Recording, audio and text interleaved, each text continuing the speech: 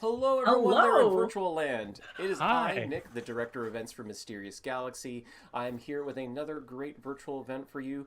Tonight, I would love to say a big hello to Max Gladstone and in conversation, Amal El-Mohtar. Hello! Hello. Hello. Thanks so much for having us, Nick. We, of course, are celebrating Max's recent release today here in the United States, Dead Country. It's so pretty. It is book one of the I have Capital mine series. too. We're I matching. don't have mine. Twinsies. What? We could I have been don't triplets have. here. I know. I know. I just. I was in the bookstore too early this week, and I didn't. I wasn't able to pick it up. Oh, It was so bad. that's all right. That's all right. It's en route to me. That's all. Yes, books don't expire, which is one of the great things about them. It is true. It They is just true. get more smelly, which is good.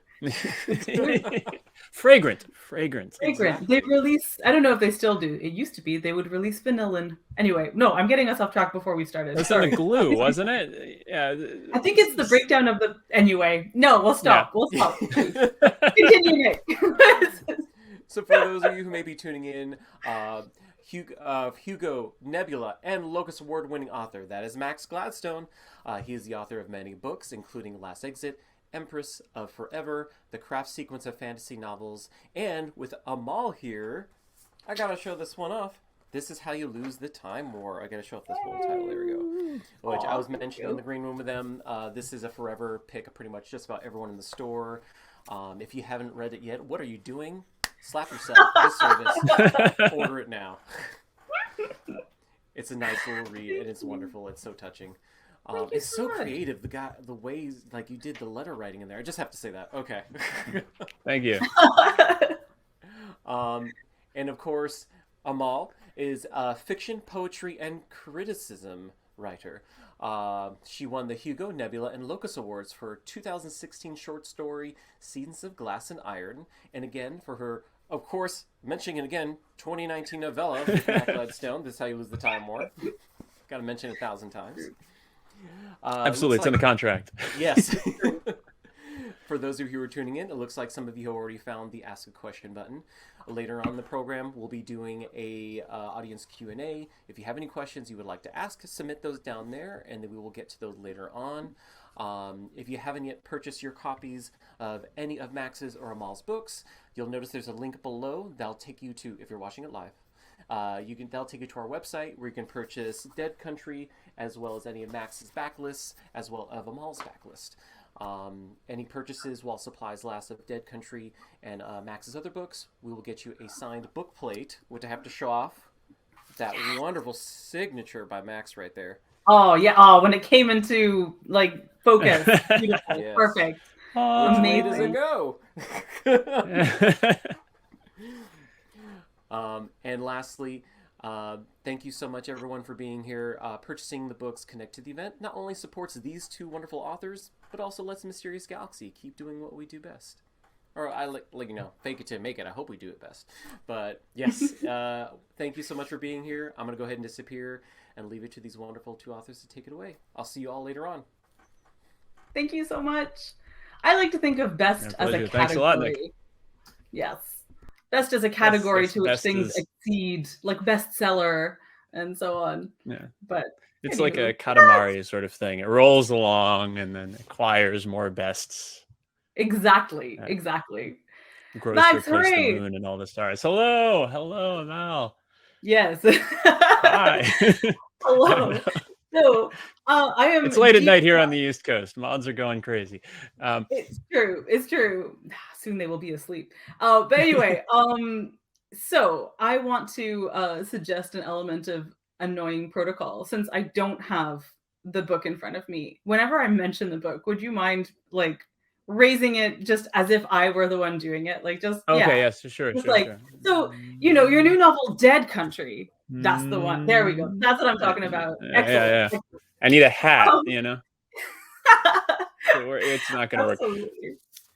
But so, to get us started, I'm sure, I'm sure everyone here is probably already familiar with the craft sequence. But on the off chance that someone isn't, I want to cast. I their hope there are minds some new back. people out there. I Yeah, spent a lot of time exactly. trying to make sure this That's book very reads for true. new folk. It's too. true. So, So my first question was just going to be like, can you talk a little bit about the genesis of the craft sequence to begin with? Like, yeah, my vision for this first series of questions is to kind of like funnel downwards from craft sequence to yeah, craft yeah. question mark Uh, to dead country. So okay. just like, but the craft sequence first, like it is obviously this is not at all obvious, Hello, new but it people. is secretly part of our friendship origin story, the craft sequence. And so, but you know, I will hang on to that. If you just want to talk about like, what is the craft sequence? What is like your broad concept pitch for the craft sequence as a whole?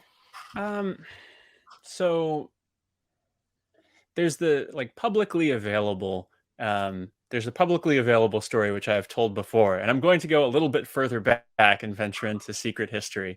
Yes. Um, for a little while, in the early aughts, the early year zeros, I was working, I guess mid to late year zeros, I was working as an English teacher for a small nonprofit in that placed basically US college graduates with schools in China. And I was out there in sort of a rural school. And the nonprofit was lean enough that I'd get to meet a lot of the fundraising people who are sort of coming through and the people who are in charge of the management for the nonprofit. Um, and we were also in an extremely rural area. A lot of the other schools that the project worked with had since been built up or had, partially as a result of their association with the project, done very well for themselves. And this was a new site. So it was the place where they'd bring donors to show off, like, yes, this is the kind of work that you might be supporting. And I had a mental model of, I don't know, how the world worked that came from growing up like 50 miles away from the nearest comic book shop on a mountain in Tennessee. It was like, okay, there are bad people who are responsible for like strip mining Appalachia and, doing a whole bunch of world destruction and, stealing land and et cetera, et cetera. And there are good people who are sort of, good money people who are running around trying to like fix this sort of like there's this nonprofit ecosystem that is separate from the money ecosystem, this like bad money ecosystem. And at least while I was running into donors and nonprofit sort of folks in China, it became clear to me that there was in fact just kind of one economy, and many of the same people who are doing the strip mining and land theft and wanton polluting and general global destruction were themselves funding some of the work that would be necessary, not necessarily to like patch up their own particular damage, but maybe other damage that they cared about more. So having grown up playing a lot of Dungeons and Dragons, I was like, okay, so it's not evil wizards on mountaintops and then paladins who work for gods who are running around trying to do the Tikkun Olam, the like world healing stuff. It's more like you've got the evil wizards on the thrones of skulls, and you've got paladins who are themselves empowered by the evil wizards who are on the thrones of skulls to run around and healing the damage, that so on and so forth. So I was working with this kind of imaginary. Then I came back to the States and started looking for gainful employment right around the top of the 2008 financial crisis. So the bottom fell out of the market, like trillions of dollars disappeared overnight. It was this sort of supernatural or spiritual catastrophe, just in that everyone agreed. You could see like the total blanche-faced terror on news anchors. It was pretty remarkable. Everyone agreed that something truly momentous and world-altering had just happened, but it wasn't as though you could point to, a section of coastline that had just been devastated by a tidal wave or the wreckage of a hurricane or something. Something of this wrath of God level event had just happened, but it happened entirely in this sort of almost theological space. So I was trying to grapple with what had happened, both in terms of raw cause and effect, but also what language do we have to even talk about this kind of thing? And my sense of like wizards on thrones of skulls and everything sort of filtered back in. And I realized, well, we do have a system for talking about vast impersonal powers that intrude on and shape human destiny and rework our lives and change us, and against which we strive, sometimes in futility and sometimes with the tiny margin of success to assert our personhood and to like change things for the better. And this is the language of theology, myth, religion, fantasy. And so it all kind of gelled together. And I ended up, I honestly just sort of started writing Three Parts Dead with a couple of snatches of like deep world building document, not a fully hashed out sense of the history, but like little paragraphs of Gerhardt's Das Talmus, the sort of one of the like historical texts in the work. That I'd sort of written in odd moments, but I just unfurled it. I was interested in pulling that thread until it unraveled, and so there came about this postmodern fantasy world: dead gods with shareholders committees, and people who are graduating from necromancy school trying to make partner, and dealing with student loans that will, if unpaid, consign them to eternal zombiehood, and you know, that kind of thing. And it all seemed very natural to me. It continues to do so, unfortunately. So that's the big backstory. That is fantastic. It's like, yeah, that moment when the metaphor just sort of, is it a metaphor? I don't even know at this point. But yeah. But so that's sorry, go for it. Sorry, no, you go ahead. Oh, just as you know, I was reading William Gibson recently, and there's a line in Count Zero, I think it is, where one of William Gibson's greatest sort of art historian protagonists, whose job has been to go find the origin of the cool art for the extremely rich guy, meets the extremely rich guy and has this thought. You know, it became clear to her in that moment. I'm going to mess up the exact scansion of the line, unfortunately, but it became clear to her in that moment, looking into his eyes, that the very, very rich are no longer even remotely human. And that I don't know if have you had a chance to play Disco Elysium?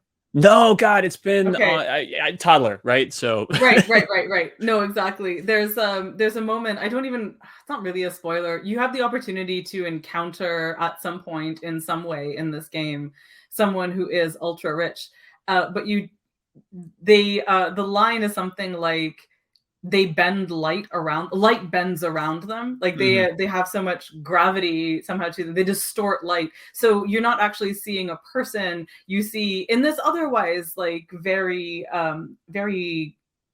dark palette kind of game, this like actually a spectrum of light that looks not unlike the cover for Dead Country, novel by Max Gladstone. You just want to for illustration purposes. Yeah, the color palette on that cover is actually the color palette of this like ultra rich person that you can have a conversation with, who is basically just light. So yeah, this strange distortion. They're not actually human. They're just distortions.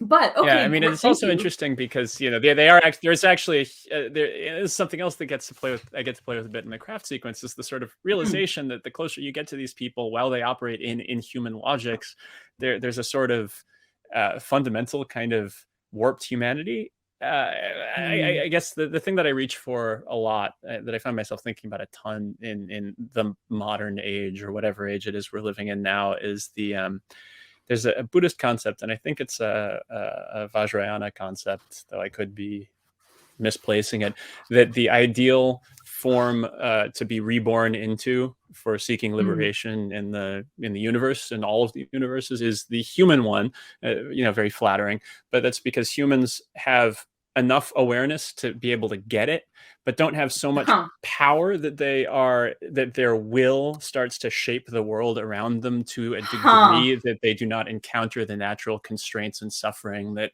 prompt one to seek liberation in the first place. This feels very relevant to me. Anyway. It sure does.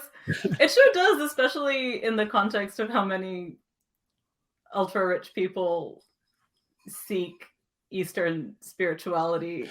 Yeah, it is odd, isn't it? It is very I don't know, just there's something to be said there, to be done. I don't know what to say or do about it, but it sure is a thing. But no, I think that's a really relevant thing to talk about. So then within the craft sequence then, in which you wrote a bunch of books, all of which are on my shelf behind Six me. books. All of them are also on my shelf, but unlike your extremely well curated, there's a bunch of German editions there. Unlike your extremely well curated brag shelf, my brag shelf existed and then got walled in by, I think there's 20th Century Boys. There's some Garth Nix. There's Genderqueer. There's Angela Carter's fairy book. You know. I like well curated. I'm going to take well curated instead of just like heaped, just, haphazardly behind me and stuff. But yes, yeah. But so the point is, you wrote several novels in the craft sequence, with a very charismatic number scheme for the titles that made the series into less a not a linear series so much as a kind of artful mosaic of like time and space, I think. Thank you. Which, I feel is also relevant to work that we have done together. It's true. Time and space, just all the way down.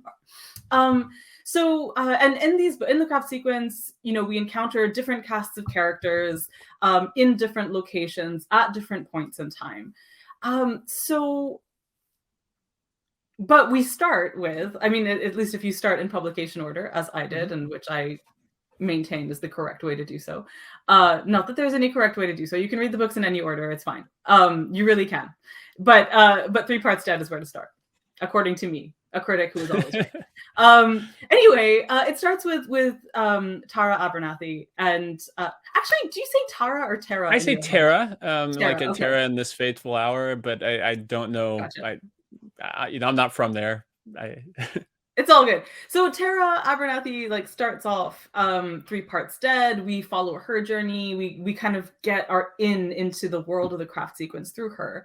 And she's the protagonist of Dead Country. So how do you see what is Dead Country doing? Before you tell us about the book itself, what is the project that it's launching? Well, it's launching the next and final phase of the craft universe, which is the Craft Wars series, and I am really excited about that. The craft sequence came out of a kind of discomfort with a lot of things, let me be honest, but one was a consciousness of a particularly strange logic that's instantiated in a bunch of epic fantasy, where you have the map, right?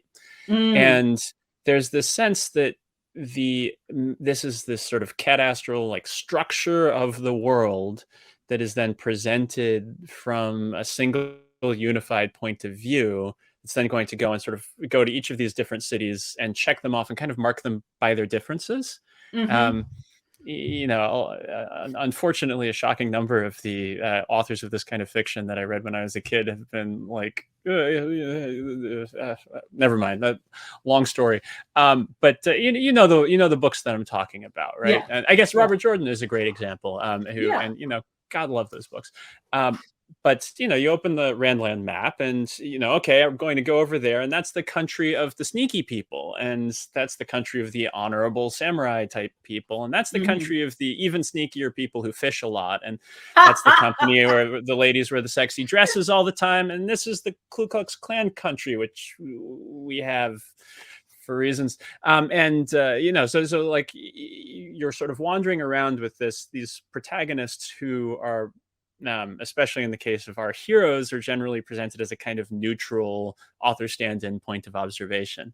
And it's a great way to skein somebody into a really complicated political space. But I kept thinking, well, it kind of locks whatever's going on over in Camlin into this kind of weird faux Arthurian model. It locks whatever's going on into Gon and Carrion into a extremely hyper political pseudo Italian guild state. You don't really get a sense of what it looks like to be inside any of those spaces. So with the craft sequence, I wanted to kind of give each of the settings that I was working with an opportunity to stand up and kind of speak for themselves a bit.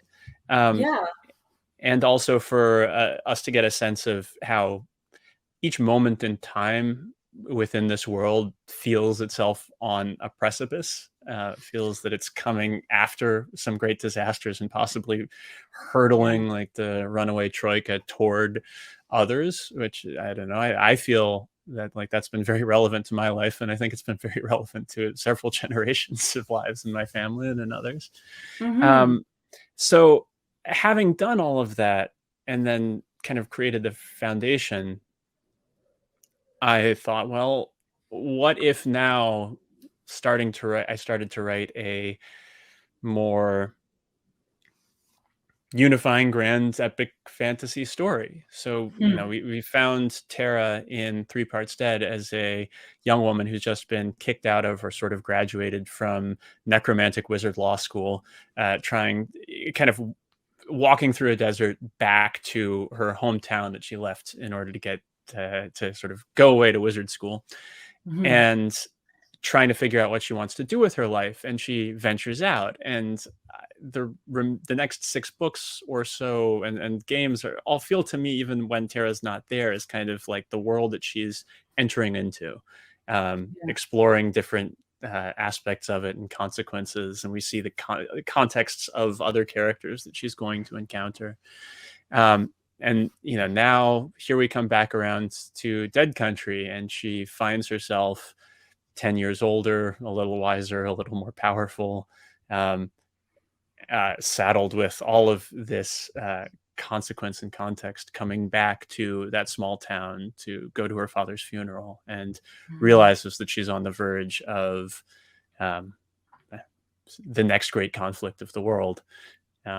But at this particular moment, she's going home to bury her dad, and on the way encounters a young girl who's in a position very much like she was in when she left. That is to say, somebody who's grown up with with intimations of power, a desperate yearning for it, and a total lack of resources to get there. Wow. And it all starts from there. It's so good. I love it so much. I'm so excited for everyone here who's going to get to read it soon. I want to say, like, I want to pick up a thread that I feel has been running in all of the things that you just said, starting with the sort of fantasy map thing, right? Which I'd never really thought of before this moment, as it does sort of put the reader and the protagonist in a similar place a lot of the time, which is sort of that of tourist, right? You know, without the kind of contemporary sound and layers of meaning that we give the word tourist. But it is a kind of, I think you said in a newsletter recently, you know, I can't remember who you were quoting, there are only 2 kinds of stories: someone comes to town, someone leaves town, right? But I think that, you know, all of the layers to that are that you have in the craft sequence mapped out a territory essentially through the eyes of a lot of people who are not tourists, sometimes people who have a very explicitly antagonistic relationship with tourism, the tourist industry, right? Like in Full 5. Right, true. And I think that or Agdal X and Alicant, where people's expectations really become this sort of colonial instrument. Yeah. Exactly. And so, like, having through several books mapped out this territory of like making a world in which readers experience a place from a local perspective. I think it's really fascinating that what you're doing with Tara is sending her home.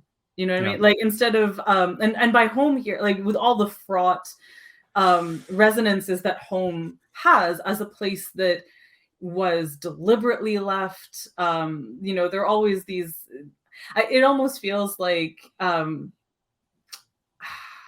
I don't know. I don't want to bring in the word exile per se, because it also has like lots of different resonances. But one thing that I was thinking of as I was reading it was the way that I keep mentioning video games.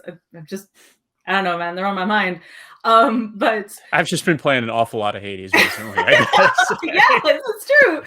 So, like, but I was thinking, so Hades being an exception, but I was thinking of the way that in video Speaking games, of Homecoming, like, again and again and again, yeah. Homestaying. Homestucking. That's a whole Oh other thing. no, No, no. don't come for me, Homestuck. I'm sorry. Okay. Never mind. But yeah, She said the word. I Sorry. didn't say the word. No, I was gonna say in video games, in sort of RPG settings, in something like for my sins, I'm going to say in Pokemon, in like OG Pokemon No, that you play yeah. on Game Boy, all right? You start out at home in your level 1 character, right? And you are at home and you have to leave that home. And as soon as you leave, usually in a game setting, some kind of gating takes place so that you can't go back to that place of origin, right? Partly because there's no story content there. You have to go through the map and you have to go through all of the other places before you have some reason to return. And then the return is layered with all sorts of overtones. Sometimes the biggest boss possible is actually at home, sometimes all sorts of stuff. And isn't that always anyway, true though? yeah. Isn't that the heart of the thing? It is. It's like, well, actually, this is what I'd love to hear you talk about. Like, she's in returning to bury her father. Like, I mean, she could have come home for any number of reasons. Mm-hmm. Do you want to talk a little bit about why you chose this as a reason for her? Yes. Though I'm afraid of going. I'm afraid of how therapeutic it might end up leading, because honestly, like a lot of the best moments in the craft sequence, that's something that showed up for me on the page. I wasn't planning on doing it. I knew that Tara had to be going home. I wasn't entirely certain why. And the first sentence showed up that way, and I just ran with it. Like, oh God, okay, let's strap in and go for it.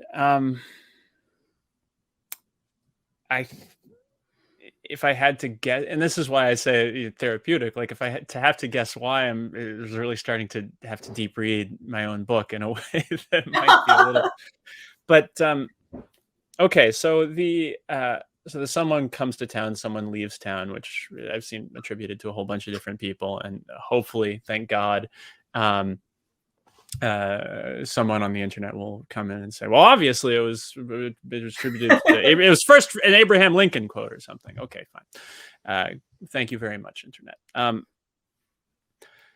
But there is the sort of general Campbellian kind of cycle, right? I mean, we talk about you start off, you have to leave town, enter the underworld, go down, come back out, and that gets oversimplified, and people do all sorts of violence to the general jungle of story with it.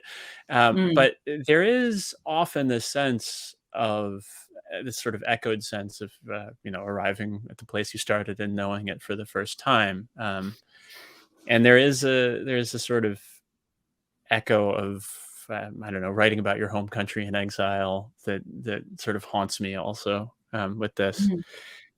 I find myself thinking about spirals a lot in story structure, and this is a case where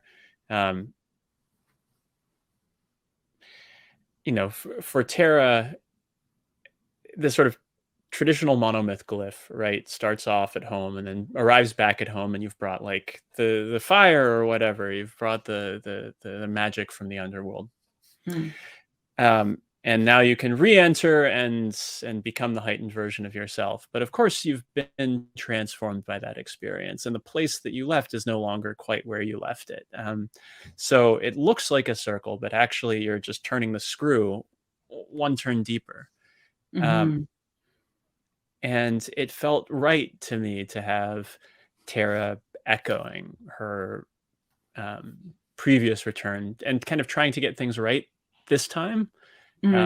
Trying to fit, trying to do better. I think anyone who's ever had a complicated relationship with their home, their place of origin, has, especially something that was kind of rooted in your own power, like in your own tangles of relationship, as opposed to in powers that were imposed on you or circumstances utterly beyond your control, has wondered like, oh gosh, was there something I could have done differently? Was that me? Was that them?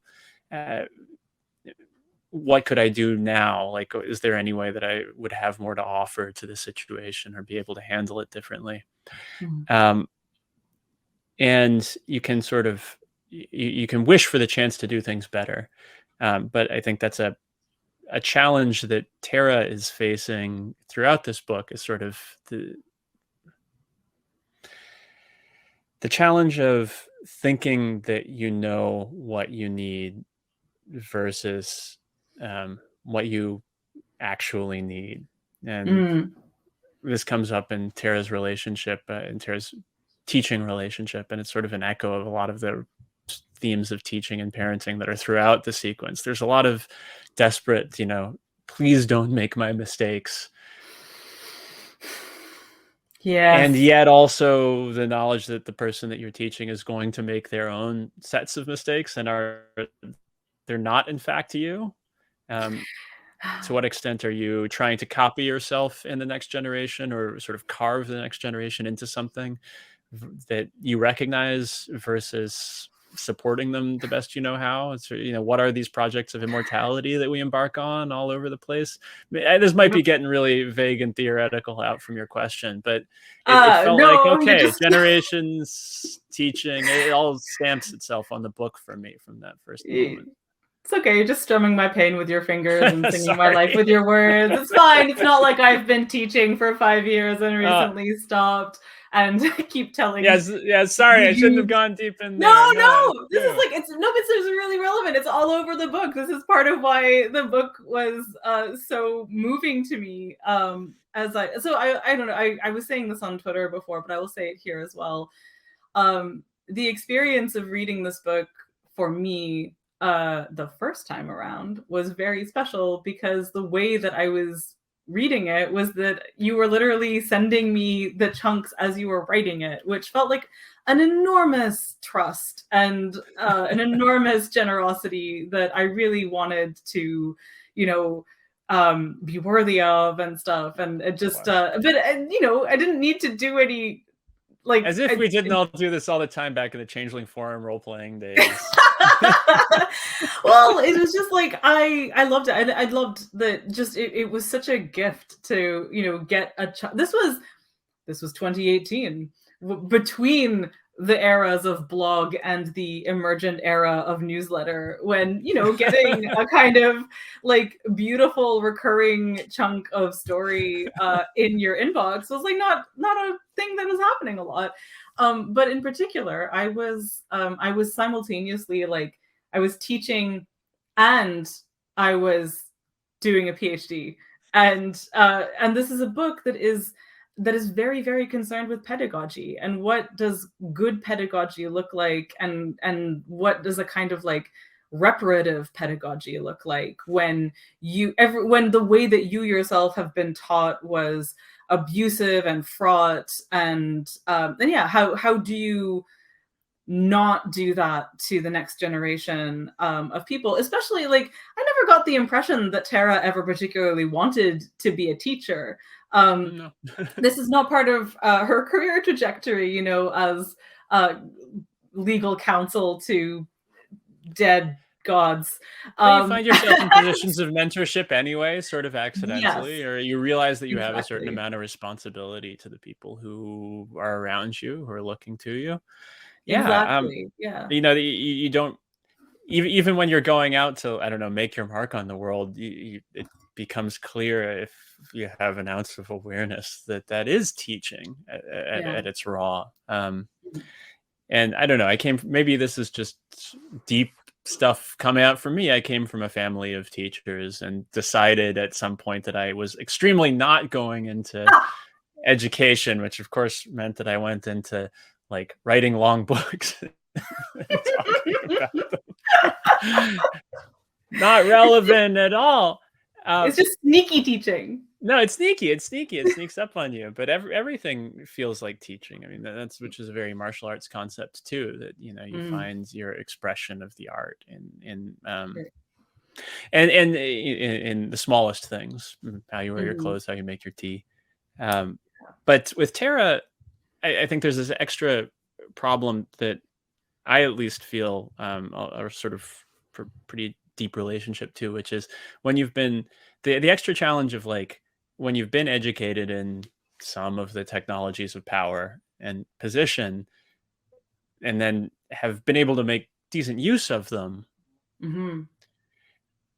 and then find yourself in a position of being very suspicious of the systems on which that undergird that power and on which it relies, then what do you do, right? What do you do as a parent, as a teacher, as somebody who's trying to make their own way in the world and pass some of that on? It's hard to deny that the systems that were handed to you, as abusive and awful as they can be in their darkest are very useful, compelling, and that's an unsettling truth. Like Tara is trying to figure out at points here how to articulate an ethical version of maniacal necromancy.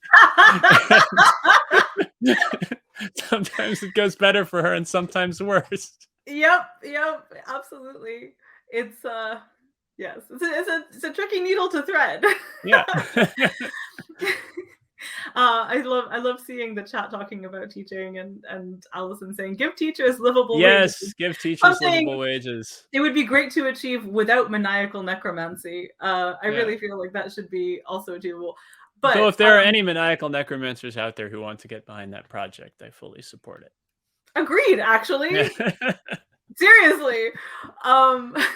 Zombies showing up to the PTA board meetings, not just in a like Wendell and Wild kind of way. Zombies who've definitely paid off all of their student loans. And you'd hope, right? Yeah, exactly. Yeah, one aspect of the craft sequence that is very underexplored is the whole probate side of things. I guess it just ends up being trusts a lot, but nonetheless. True. Because like one of the there's the buy borrow die problem, right, or trick. I do not know. Like if this is like the generational wealth thing, where one way to build intergenerational wealth, like the sneakiest tax thing is just to die, right?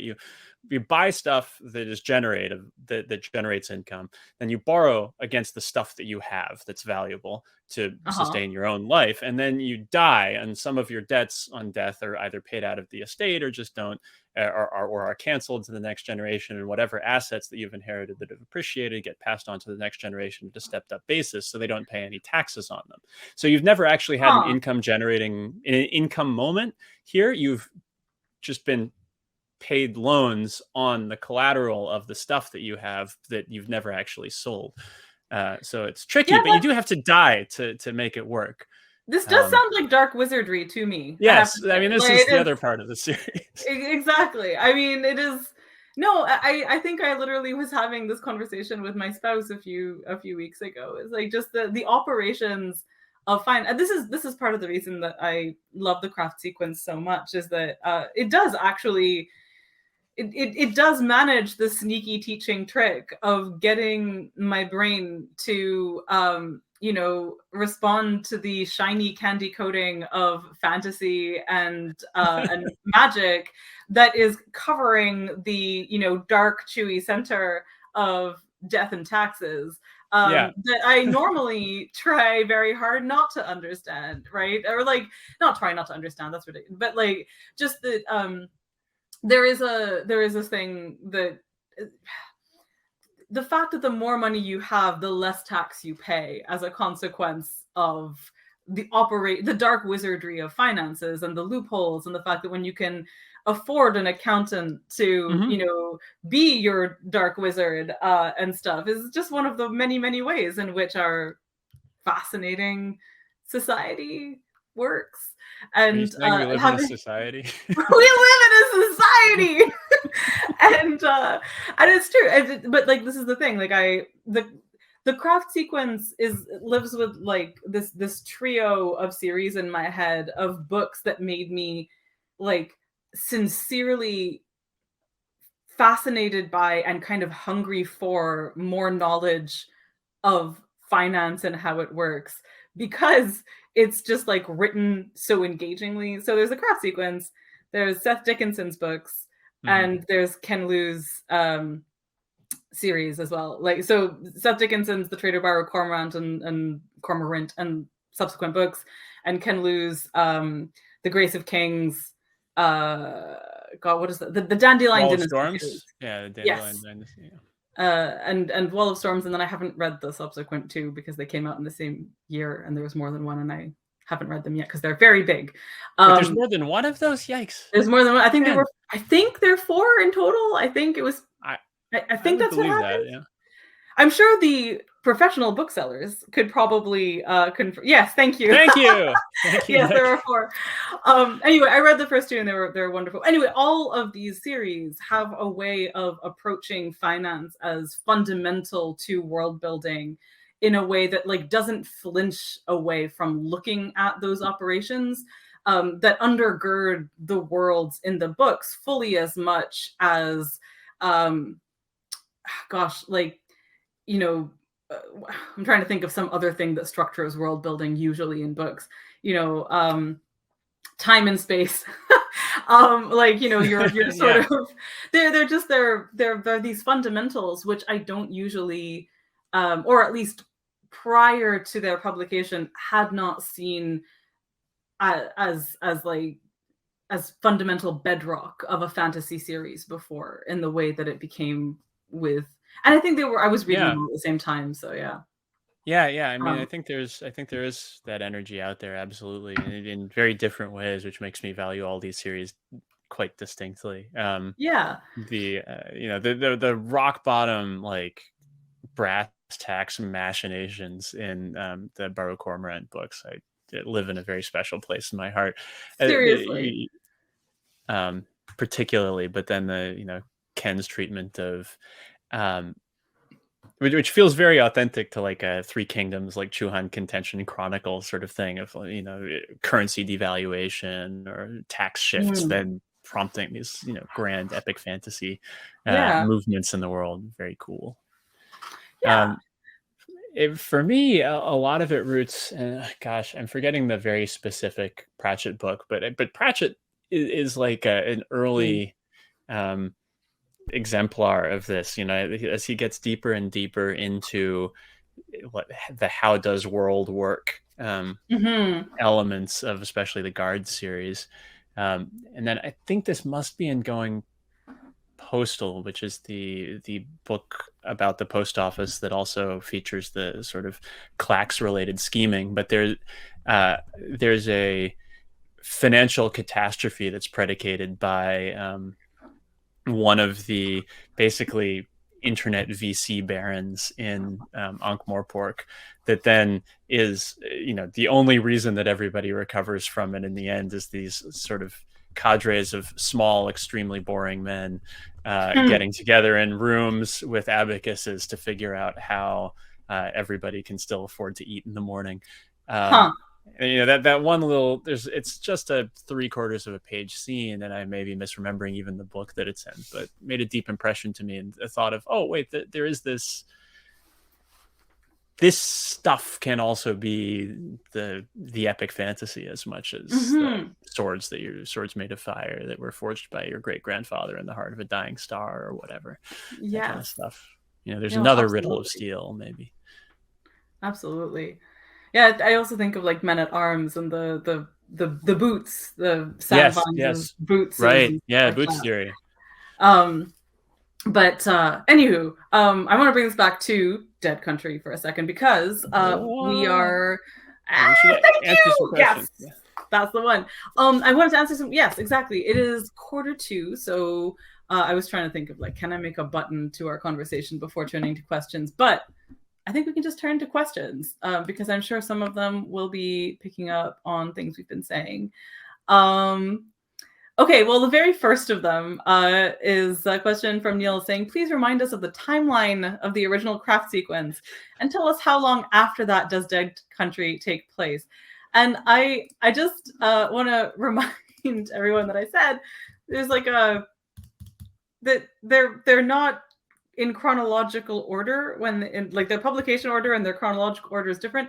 But I guess, Max, if you want to say just like sure, however you want to answer this question is fine. Yeah. Yeah, so if you can track down a copy of the German edition of Three Parts Dead, I wrote a timeline. I sent them a timeline, which they then translated into German. So if you can find that and can read German, there's a lot of craft sequence timeline info in that. A quest. But loosely speaking, the first craft books in publication order, there's the publication order, which is I think 3, 2, 5, 1, 4. The numbers that are in the titles refer to where they fall in internal chronological order. So Last First Snow, I guess is, I don't know, I kind of screwed you all over with that one. Sorry. That's the first book. That's set maybe 20 or 30 years before, 20 some odd years before Three Parts Dead. Then Two Serpents Rise is set about 20 something years after that. And then inside there are pretty clear clues as to chronology. Three Parts Dead and Four Roads Cross take place maybe 4 or 5 years after. Full Fathom, Four Roads Cross is a year after Three Parts Dead, and then I think Full Fathom 5 is maybe a year or two after that, and then there's a small time gap before Ruin of Angels, and then I think another handful of years before Dead Country. So it's been a minute for the central characters in Dead Country. My sense is that Dead Country and the next book take place about 10 years after Three Parts Dead. Awesome. I considered putting that timeline on my website. I have considered it. I really should. I think there is a loose timeline on the website, but I could very easily be wrong about that. I also I didn't realize there's a fascinating thing in the questions and answers box where I was just going to go through them in chronological order, but they have upvotes as well, and now I'm like, oh no, do I default to democracy or just do I employ the tyranny of my own decision making and say what I want to go with here? So I think a little of both, because there are lots that have the same number of votes. So anyway, I like this question a lot. Max's fantasy. Is it the baseball one? It's not the baseball one. You're not supposed to look at these. They're supposed to be a surprise. Oh shit! Okay, sorry. Keep roll. I'm gonna close the tab. It's okay. It's all right. Because otherwise, I'd be very curious as to your answer to that question. I had, unfortunately, a toddler in the middle of baseball, and also had books and it was a pandemic, so I couldn't. Yeah. I didn't have the bandwidth to go into it, but I'm really curious as to what team I should be rooting for, but not the Spies. I have absolutely sorted you into ideal teams. I have done this in my head. Excellent. Okay. I've done this in my head, sometimes in discussions with other friends. Oh God. And I can say, I will actually say this. I had picked for you a top 3 of teams, one of which is extremely selfish because it is the team that I root for, which is the Houston Spies. Sorry, can't do it. I know Astros. You can't do it. Exactly. Sorry, Astros fans. I knew it. I will say they are only inspired by them. They are actually a fantasy non-existent team made up of spies. Okay. Okay. But one of their chances, as opposed to a real sorry, I'm not kidding. Yeah. Well, one of their chances, Houston, we are the problem. Great. But no, the other 2 that I had chosen for you, I feel like there's one that is kind of for you, Max the Human, and one that is for you, Max the Authorial Construct.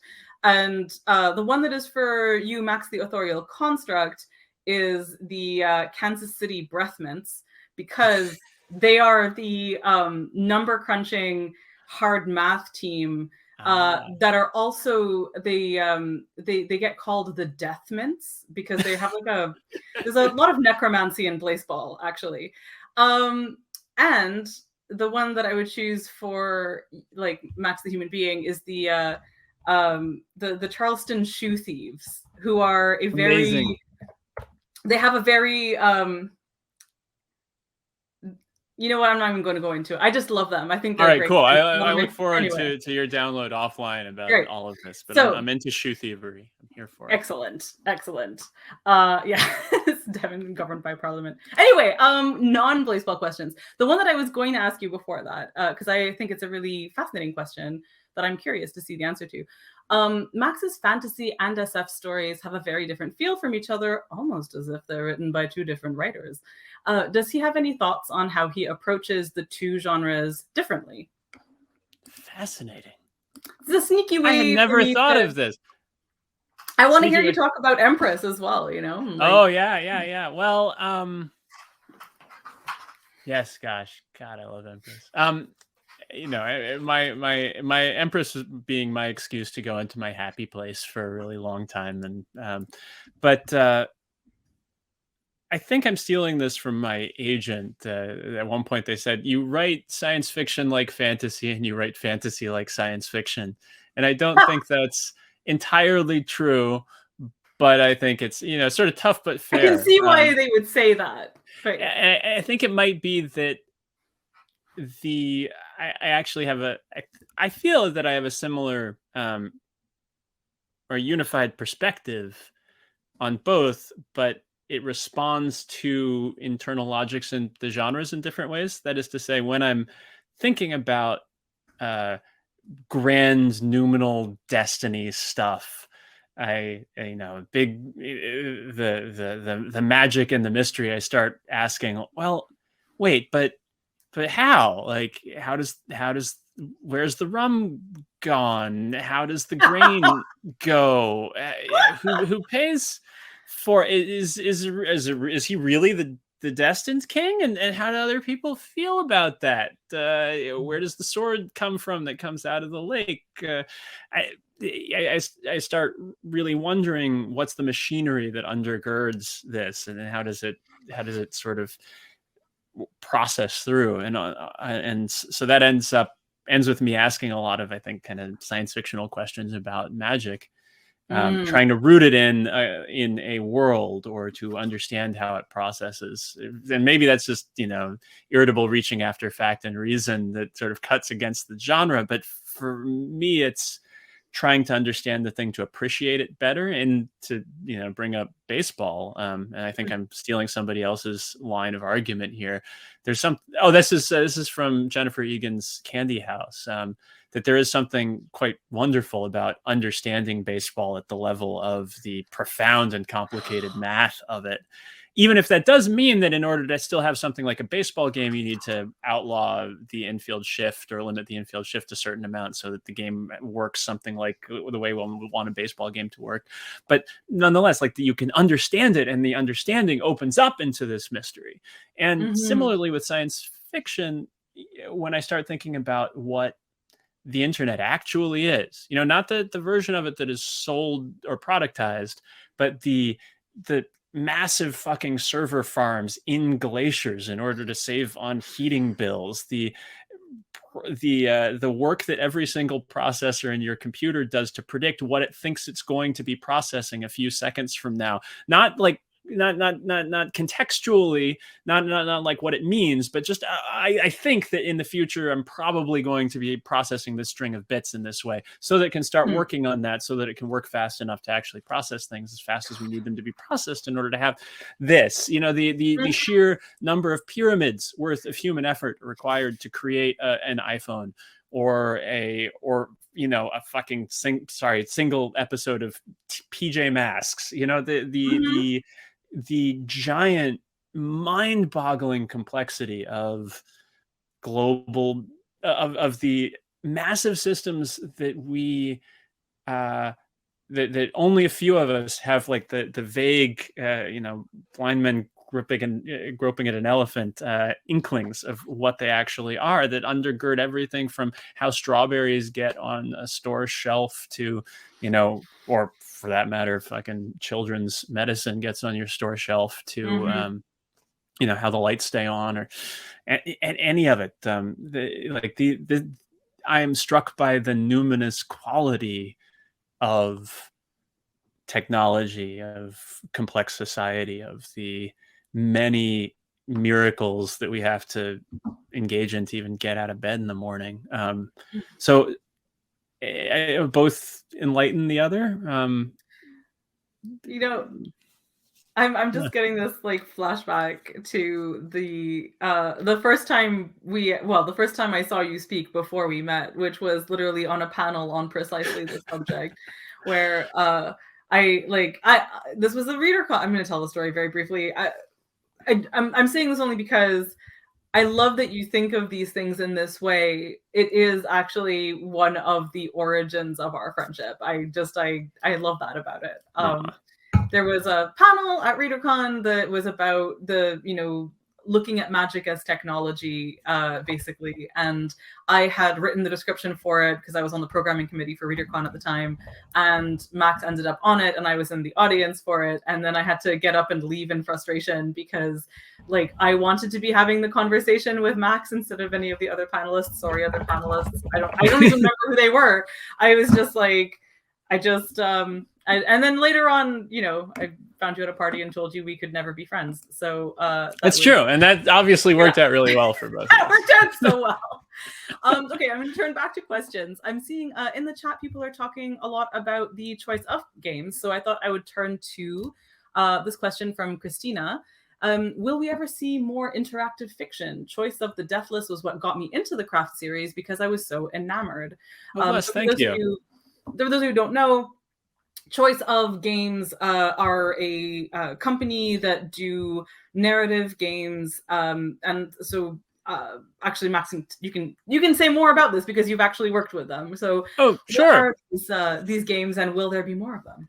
These are text-based choice of path games, and I guess my first instinct is to go like deep on interactive fiction nerdery, but basically they're games where you're reading a story and you get to a point where your character makes a choice. Do you fight the dragon or run away from the dragon or attempt to seduce the dragon? And then you choose one of those options, and then the story tells you what happens. And pretty soon after that, you find yourself having to make another choice.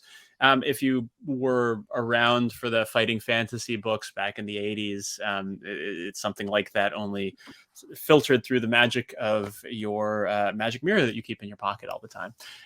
So I was approached by the Choice of Games team soon after 3 Parts Dead came out to write a game for them, and had ended up in a weird spot in my contract where Tor had 2 books for me that I was waiting to hear back from them about, which has been the root of many of my sort of weird forays into gaming and other projects.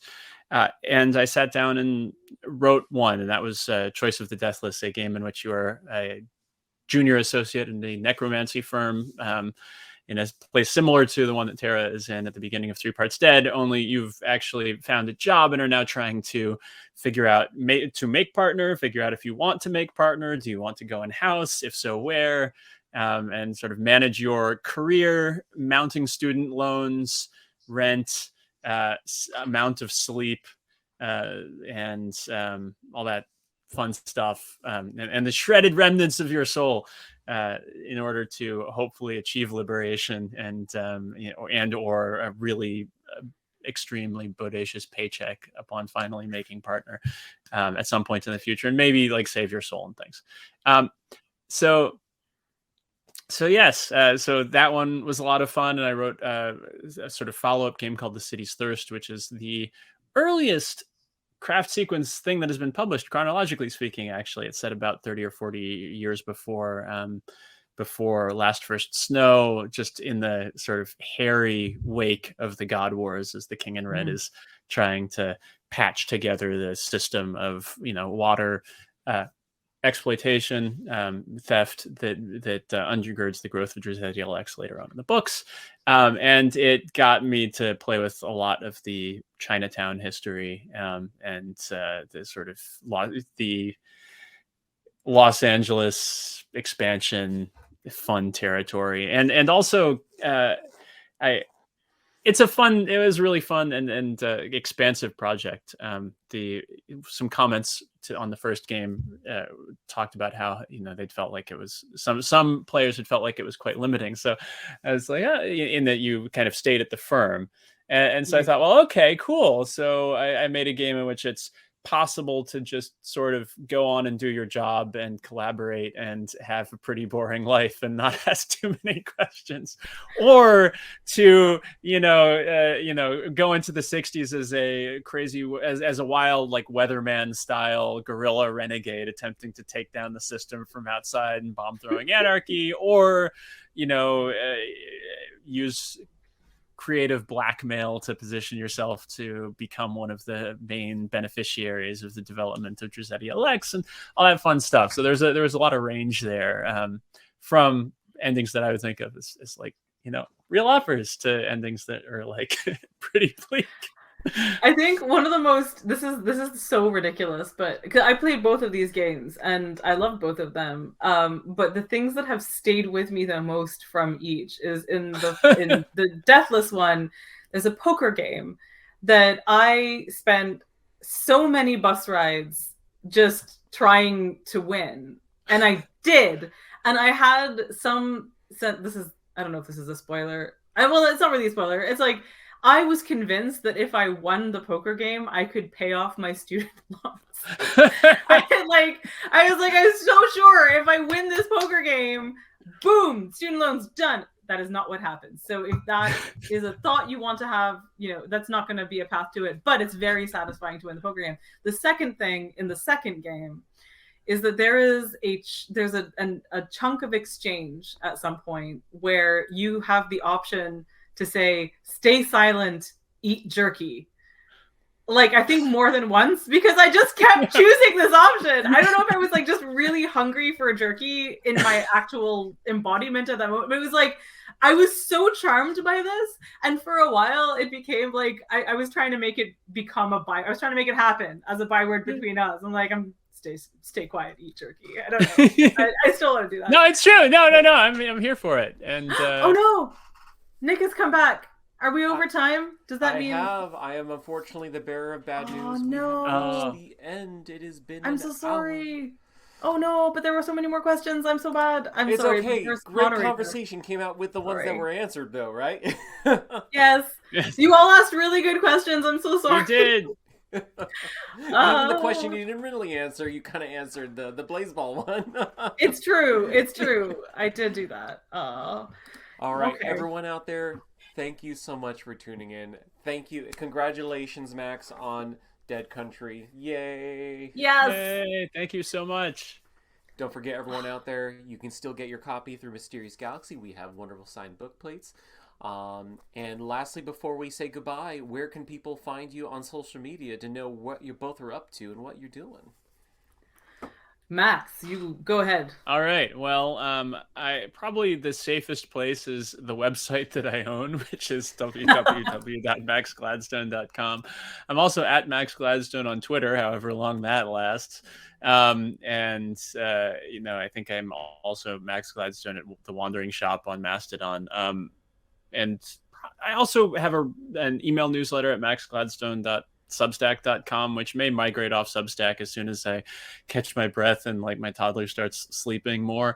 We'll see. But yes, that's me. You can sign up to my newsletter at my website as well. I'm trying to shift more and more. Oh, yes, I'm on Instagram too. Yes, that's true. Under the same name, I think. Right? Yeah, I think it is the same name. I have a newsletter at amalel-mohtar.com. I dropped that in the chat. You can follow me on Twitter, where I still am, despite the fact that it breaks more every day. And I too am on Instagram.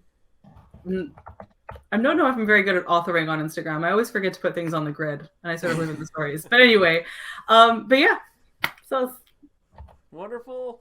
All right. Thank you so much for having us, Mysterious Galaxy Books. Yes, thank you. This was wonderful. Awesome. I hope everyone has a great evening, day, or time, whatever. If you're watching this in the future, we hope to have you at the next virtual event or in-store event. Bye. Yay. Thanks so much for joining us, everybody. Yes, thank you all.